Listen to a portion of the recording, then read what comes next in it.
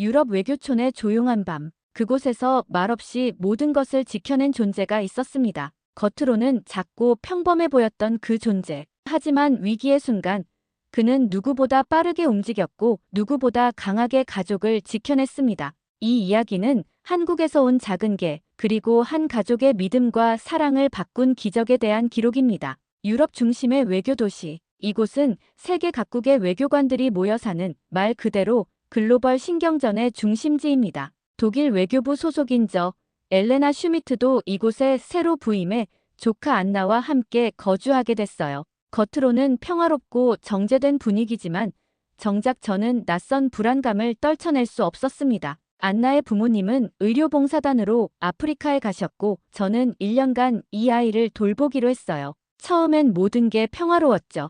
안나는 학교에 적응하며 즐거워했고 저는 새로운 임무에 몰두했습니다. 그날은 비가 내렸어요. 이웃 외교관의 아들이 갑자기 실종됐다는 소식이 들려왔습니다. 10살 남짓한 아이였죠. 외교안전관리국과 지역 경찰은 움직였지만 절차적 대응에 치중하며 본질적 해결에는 미온적이었어요. 보안은 시스템에 맡기세요. 이 말만 반복될 뿐 불안은 해결되지 않았습니다. 사흘 뒤 아이는 돌아왔지만 무슨 일이 있었는지 말하지 않았어요. 그때부터 느꼈습니다. 누군가 저희를 지켜본다는 감각을요.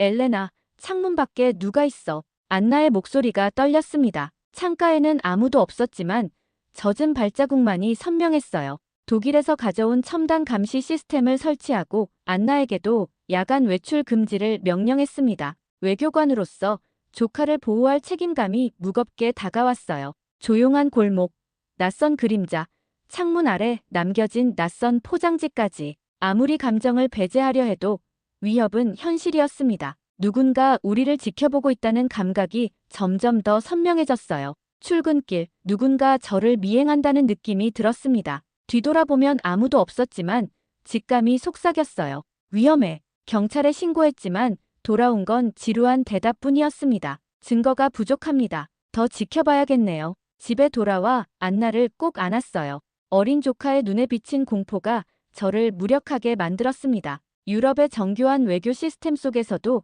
이런 불안은 빠르게 해결되지 않았어요. 이곳의 느린 대응에 답답함이 쌓여갔습니다. 매일 밤 보안 시스템을 확인하는 것이 습관이 됐어요. 하지만 기계적 안전망보다 더 필요한 건 마음의 안정이었습니다. 이웃 외교관의 경고 이후 즉시 외교부 보안국에 강력한 대책을 요구했습니다. 돌아온 건 사무적인 답변뿐이었어요. 현재 인력 상황으로는 추가 배치가 어렵습니다. 기존 시스템을 활용해 주십시오. 실망스러웠죠. 그때 뜻밖의 연락이 왔습니다. 한국 외교부에서였어요. 문화 우호의 상징으로 희귀 견종을 보내겠다는 제안이었습니다. 처음엔 무심히 받아들였어요. 전 세계에서 단 3마리만 외교 선물로 지정된 한국 진돗개입니다. 충성과 보호를 상징하는 견종이죠. 그 설명에 잠시 눈길이 갔지만 속으로는 냉소했습니다. 한국, 아시아의 작은 나라에서 보내는 개가 정말 도움이 될까? 독일식 보안 철학에 익숙한 저에게 진돗개는 신뢰보다는 이국적인 호기심의 대상에 불과했어요. 공식 서류에는 대한민국의 국가보물이라고 적혀 있었지만 실질적인 보호 능력에 대한 기대는 없었습니다. 막상 도착한 개를 본 순간 실망감을 감추지 못했어요. 작고 하얗고 너무 조용했거든요. 제가 상상한 경비견은 크고 위압적인 핏불이나 셰퍼드였습니다. 이런 개가 우리를 지켜준다고 냉소적으로 중얼거렸어요. 안나는 개를 향해 조용히 다가갔습니다. 개는 움직이지 않았어요. 그저 고개를 살짝 숙이고 시선을 안나에게 고정한 채 가만히 있었죠. 그 순간 저는 안나를 붙잡고 말했습니다. 저리 가. 이런 약한 개한테 기대지 마. 안나의 표정이 굳었지만 저는 아랑곳하지 않았어요. 이름도 붙이지 않은 채 거실 한쪽에 작은 침대를 마련해 주었고 개는 그곳에서 조용히 앉아 있었습니다. 짖지도 먹을 것을 요구하지도 않았어요. 마치 스스로 존재를 최소화하려는 듯 했죠. 그 모습을 보며 더욱 확신했습니다. 이건 실용적 선택이 아니야. 실전에선 아무 쓸모도 없을 거야. 유럽식 훈련견이라면 명령에 반응하고 적극적으로 움직일 텐데 이 개는 명령도 자극에도 반응하지 않았어요. 대신 안나가 지나갈 때마다 시선을 고정하고 밤이면 그녀의 방 앞에 조용히 자리를 잡았습니다. 저는 여전히 그 행동의 의미를 받아들이지 못했어요. 이게 뭐 하는 게야? 짖지도 않고. 동료들에게 핏불이나 셰퍼드 같은 진짜 보호견으로 바꿀까 상담도 했었지만 결정은 쉽지 않았습니다. 그날 밤 처음으로 개를 유심히 관찰했습니다. 조용히 집 구석구석을 살피고 창문 앞에서 경계하는 모습이 보였어요. 어쩌면 제가 뭔가를 놓치고 있는 걸까요? 안나, 이 개가 뭐라도 특별한 일을 해. 엘레나 이모, 이 아이는 매일 밤 제 방 앞에서 자요. 한 번도 빠진 적 없어요. 그 말에 가슴이 찡했습니다. 제가 무시하는 동안 이 작은 개는 이미 자신의 소임을 다하고 있었던 거죠. 하지만 여전히 의심은 남아 있었어요. 외교 도시의 밤은 조용했습니다. 하지만 저희 집안은 미묘한 긴장감으로 가득 차 있었어요. 저는 여전히 진돗개를 경계했습니다. 아니, 솔직히 말하면 무시했어요. 안나가 진에게 관심을 보일 때마다 마음 한구석이 불편해졌습니다. 작은 몸집, 얌전한 성격, 반응 없는 태도, 쓸모없다는 낙인이 이미 제 머릿속에 찍혀 있었죠. 하지만 이상한 일이 벌어지기 시작했어요. 진은 항상 안나 주변에 있었습니다. 안나가 책을 읽을 때도, 그림을 그릴 때도, 심지어 화장실 문 앞에서도 조용히 기다렸어요. 짖거나 달려들지 않았습니다. 그저 조용히, 끊임없이 그녀를 지켜봤죠. 저는 우연이라 생각했습니다. 우연히 반복될 뿐이라고요. 어느 밤, 안나가 늦게까지 숙제를 하다 지쳐 소파에 쓰러졌어요. 저는 방으로 들어가던 발길을 멈췄습니다. 진이 소파 옆에 조용히 다가가 안나를 향해 몸을 낮추고 조심스레 자리를 잡은 것이었어요. 아무 소리도 없이, 마치 무언의 약속처럼. 저는 그 장면을 멈춰 서서 지켜봤습니다. 마음 한켠이 흔들리는 걸 느꼈어요. 하지만 이성은 여전히 고개를 저었죠. 감정에 휘둘리지 마. 경비견은 감정이 아니라 능력으로 판단해야 해. 스스로를 다잡았습니다. 이웃 외교관이 놀러왔을 때였어요. 프랑스에서 온 필립은 개를 보자마자 흥미를 보였습니다. 진돗개군요. 놀라운 직감을 가진 견종이라 들었어요. 그냥 조용한 개예요. 핏불로 바꿀까 생각 중이에요. 필립은 미소 지으며 말했습니다. 소리 없이 행동하는 게 그게 한국의 충견입니다. 제 친구가 한국에서 근무할 때 들은 이야기예요. 그러나 불길한 징조가 다가오고 있었어요. 제가 창밖을 살피던 어느 날 멀리 골목 어귀에 낯선 그림자가 보였습니다. 감시 카메라는 아무것도 포착하지 못했지만 진은 그날 밤 유난히 긴장한 모습이었어요.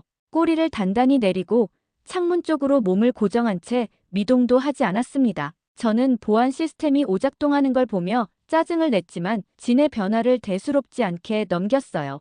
여전히 기계와 시스템을 믿었고 작은 한국견의 본능 따위는 무시했습니다. 그 선택이 어떤 결과를 부를지 모른 채요. 이틀 뒤 외교촌에 다시 어두운 소문이 돌기 시작했습니다. 인근 주택가에서 외교관 가족을 노리는 미행 사건이 잇따라 발생했다는 것이었어요. 하지만 경찰은 여전히 증거가 부족하다는 이유로 적극 대응을 주저했습니다. 저는 안나에게 외출을 금지시키고 경비 시스템을 2배로 강화했어요. 스스로를 안심시키기 위해서였죠. 그날 밤 진은 평소와 달랐습니다. 안나 방 문 앞에 앉아 있는 것이 아니라 창가 가까이 다가가 몸을 웅크리고 있었어요. 눈빛은 창밖 어둠을 꿰뚫을 듯 날카로웠습니다. 갑자기 짧은 그러나 확실한 낮은 소리가 진의 입에서 흘러나왔어요.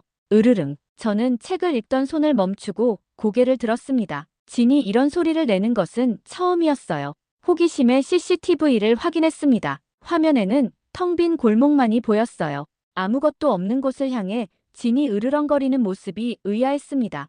헛것을 본 거겠지. 한숨을 쉬며 창문을 잠갔습니다. 그렇게 넘겼어요. 하지만 진은 계속해서 조심스럽게 창문 근처를 지켰습니다. 다음 날 아침, 우편함 근처에서 낯선 꽃다발이 발견됐어요. 카드에는 아무런 메시지도 없었지만 저는 직감적으로 알았습니다. 이것은 경고가 아니라 위협이라는 것을요. 안나의 창백한 얼굴을 본 순간 이를 악물었어요. 괜찮아.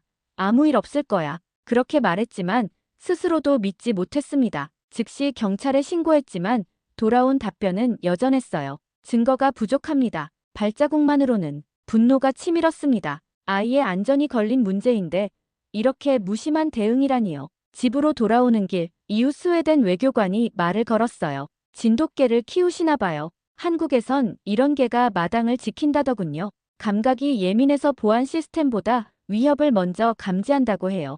그 말이 맞다면 오늘 진은 제가 보지 못한 위험을 포착한 것이었습니다. 집에 돌아와 처음으로 진에게 감사함을 느꼈어요. 그날 밤 진은 평소보다 더 긴장한 모습이었습니다. 집안을 여러 번 돌고 창문마다 코를 갖다 대며 냄새를 맡았어요. 안나가 숙제하는 동안에도 진은 곁을 떠나지 않았습니다. 저는 무심코 진의 동선을 따라가다가 깨달았어요. 진은 단순히 서성이는 것이 아니었습니다. 일정한 경로를 따라 안나와 집을 지키고 있었던 거예요. 명령도 없었는데 조용히요.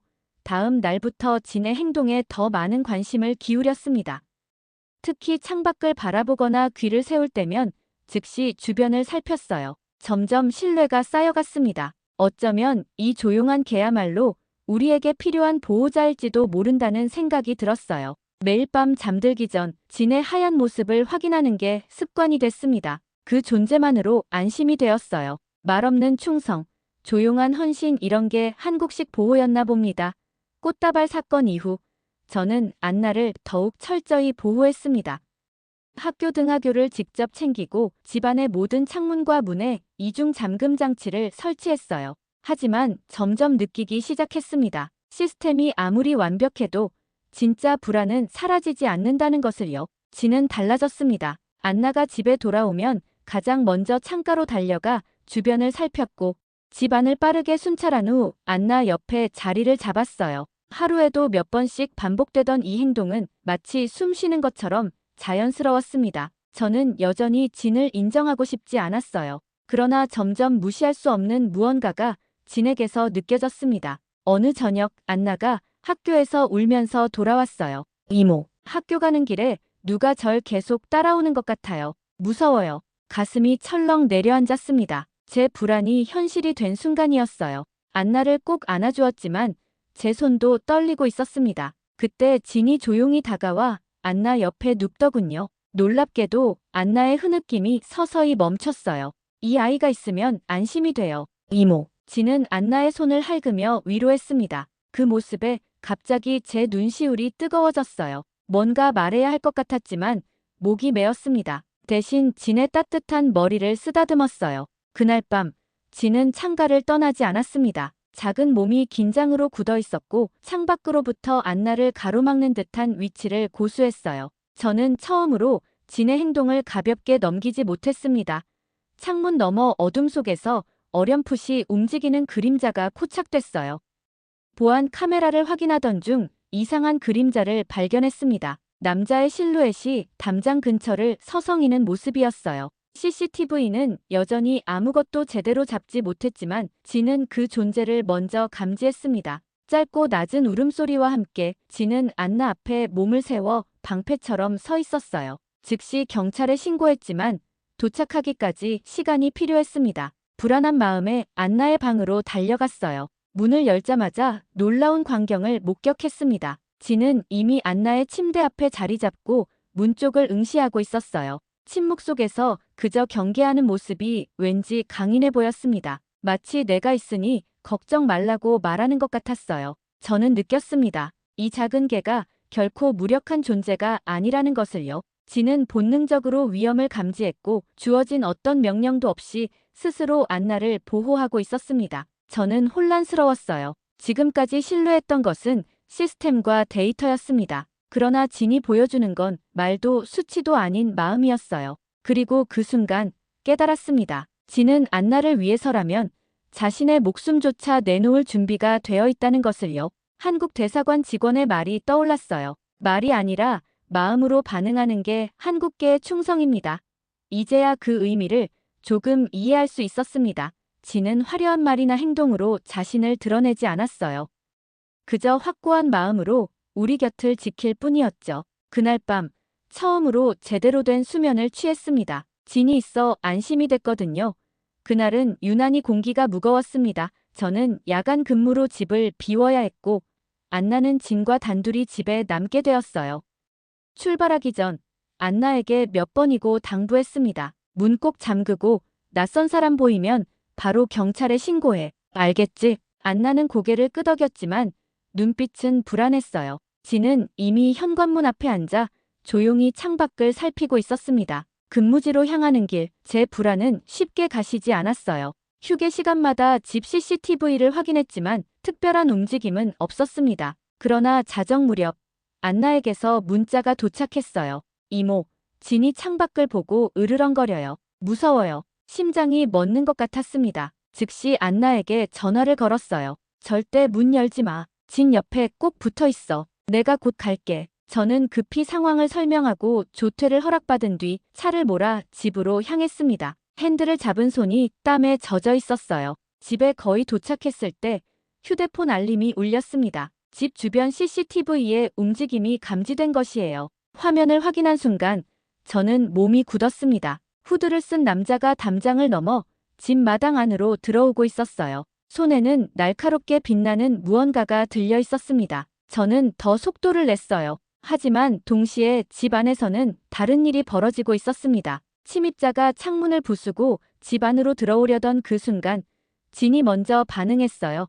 조용히, 그러나 맹렬하게 진은 현관 앞에서 돌진하듯 뛰어올라 침입자에게 달려들었습니다. 짖지도 않았습니다. 울부짖지도 않았어요. 오직 정확하게 침입자의 팔을 물어 그의 움직임을 멈췄죠. 침입자는 비명을 질렀지만 진은 물고 늘어지며 절대 놓지 않았습니다. 그 작고 하얀 몸이 마치 거대한 장벽처럼 침입자를 막고 있었어요. 제가 도착했을 때 경찰차도 함께 도착했습니다.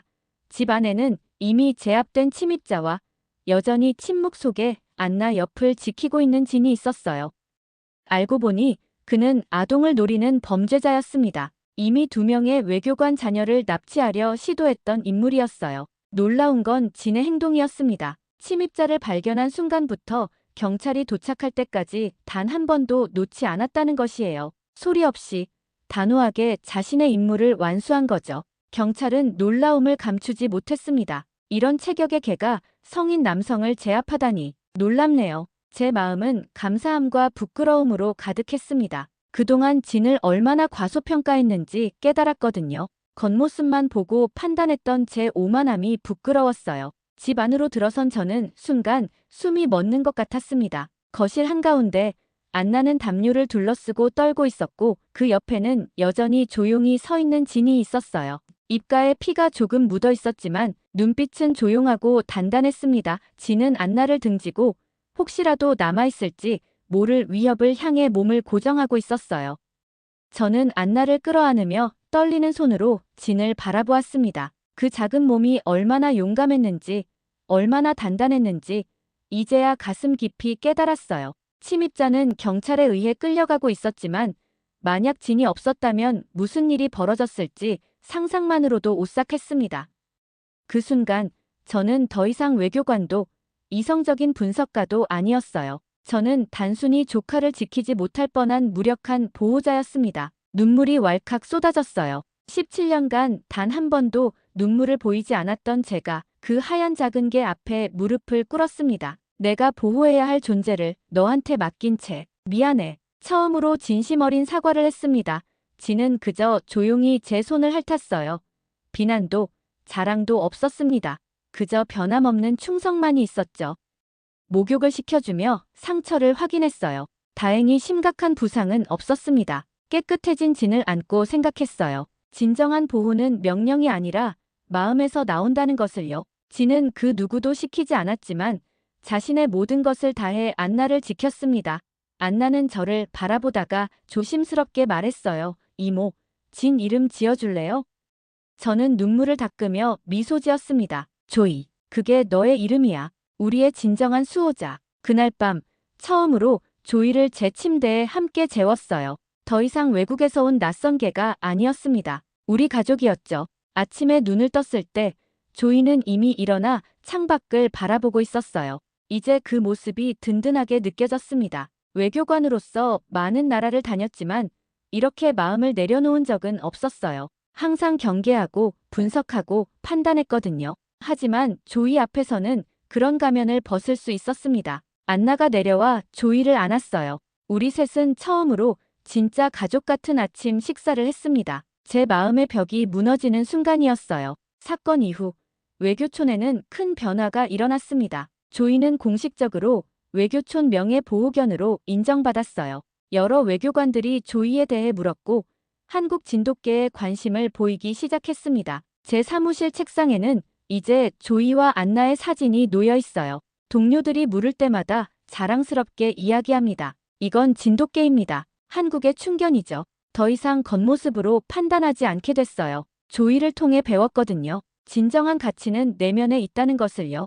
외교촌 보안 시스템도 강화됐습니다. 하지만 저희 집은 특별한 보호자가 있었죠. 조이는 여전히 매일 밤 집을 순찰하고 안나의 방 앞에서 잠을 청했어요. 이제 그 모습이 가장 아름다운 광경으로 보였습니다. 외교부에서는 조이의 활약을 공식 기록으로 남겼어요. 대한민국 진돗개 외교촌 명예 수호자 지정. 저는 보고서를 작성하며 미소 지었습니다. 처음엔 무심코 받아들였던 한국의 선물이 이제는 저의 가장 소중한 가족을 지킨 존재가 된 것이에요. 사건에 대한 공식 보고서를 작성하며 마지막 문장을 오래 고민했어요. 결국 이렇게 적었습니다. 한국은 진돗개로 말을 대신했다. 그 조용함이 우리 가족을 지켰다. 조이를 위한 작은 목걸이를 주문했어요. 한국어와 영어로 이렇게 새겨져 있었습니다. 말하지 않아도 지킨다. 우리의 조이. 목걸이를 채워줄 때 조이는 조용히 꼬리를 한 번 흔들었어요. 마치 모든 걸 이해하고 있다는 듯이.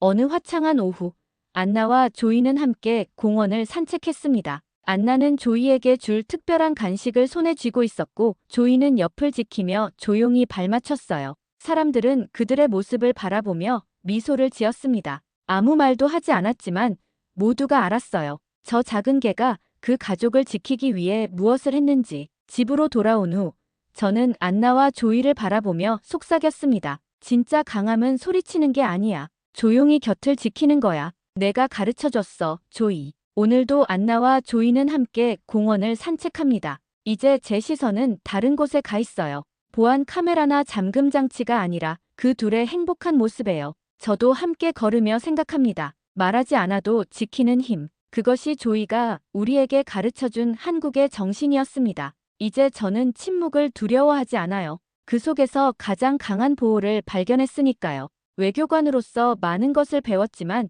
가장 중요한 교훈은 조용한 충성심에 관한 것이었습니다. 이제 제 외교 스타일도 바뀌었어요. 화려한 언변보다 진실된 행동을, 많은 약속보다 한 번의 신뢰를 중요하게 여기게 됐습니다. 조이는 개가 아닙니다. 조이는 한국의 혼이 담긴 살아있는 메시지예요. 그리고 저는 그 메시지를 온전히 받아들였습니다. 진정한 강함은 크고 거창한 소리가 아니라 조용한 헌신 속에 있습니다.